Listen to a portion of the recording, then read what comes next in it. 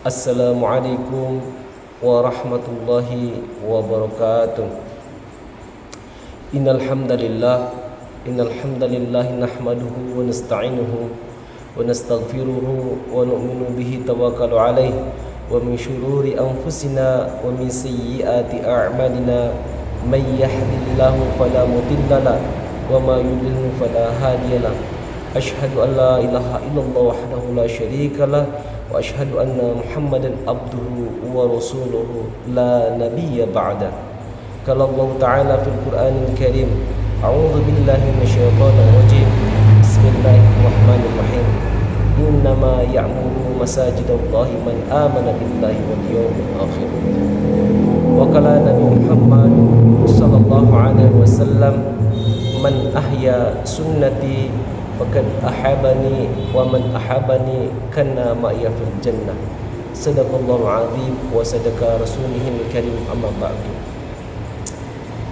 Hadirin yang sama-sama mengharapkan keridhaan Allah Subhanahu wa taala, kultum kita kali ini adalah pentingnya menjaga solat 5 waktu di masjidnya Allah Subhanahu wa taala. Solat adalah tiang agama, pembeda antara iman dan kufur, penolong di dunia dan cahaya di akhirat. Lebih dari itu, solat berjemaah di masjid adalah kemuliaan yang Allah Subhanahu wa taala janjikan bagi hamba-hambanya yang diberi petunjuk. Apalagi solat berjemaah di masjid ini bukan hanya ibadah pribadi, tapi juga sarana mempersatukan umat. Di masjid kita bertemu, saling mengenal, saling mendoakan dan menguatkan tali persaudaraan. Selain itu, solat berjemaah melatih disiplin waktu, menumbuhkan kebersamaan dan membangun solidaritas umat.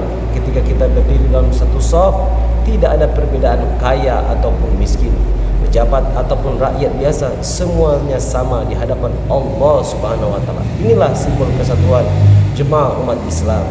Saudaraku, ingatlah bahwa tidak ada amalan yang paling mulia di atas permukaan bumi ini yang melebihi sujud kepada Allah Subhanahu wa taala. Sampai-sampai Nabi sallallahu alaihi wasallam bersabda, inna awwala ma yuhassabu bihil abdu yaumal qiyamah min amalihi salatu. Sesungguhnya amalan yang pertama kali akan dihisab pada hari kiamat adalah salat. Hadis riwayat Bukhari dan Muslim. Barang siapa menjaga salatnya, maka akan mendapatkan ketenangan hati, kelapangan hidup, serta janji surga dari Allah Subhanahu wa taala. Sebaliknya, siapa yang meremehkan salat, hidupnya akan sempit, hatinya akan gelisah, dan akhirnya termasuk golongan yang merugi. Hadirin, bayangkan betapa besar perhatian Rasulullah SAW terhadap menjaga salat 5 waktu berjemaah di masjid. Sampai-sampai Nabi SAW dipapa oleh 2 orang sahabat ketika salat berjemaah di masjid. Apa kurangnya beliau?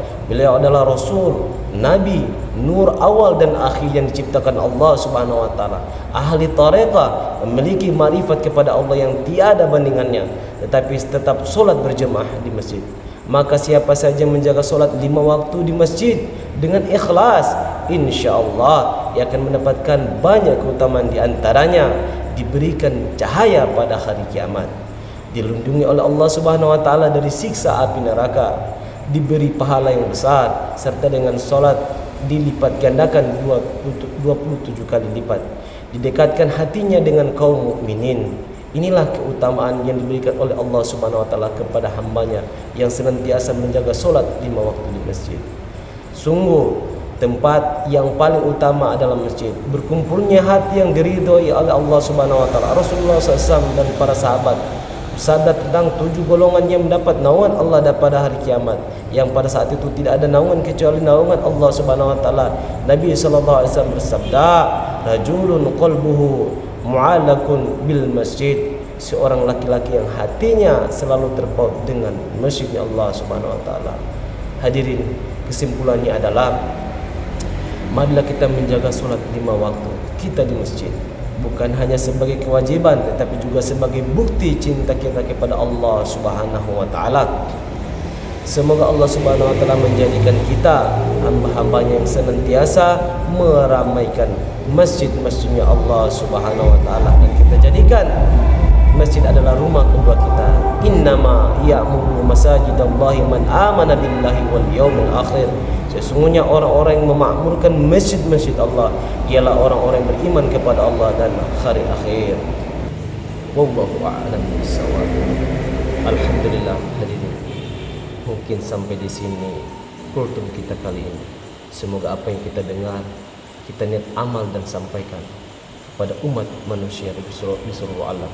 Subhanallah wa bihamdihi, subhanakallahumma wa bihamdika, asyhadu an la ilaha illa anta, astaghfiruka wa atubu ilaik. Wallahul mu'afi ila aqwamit thoriq.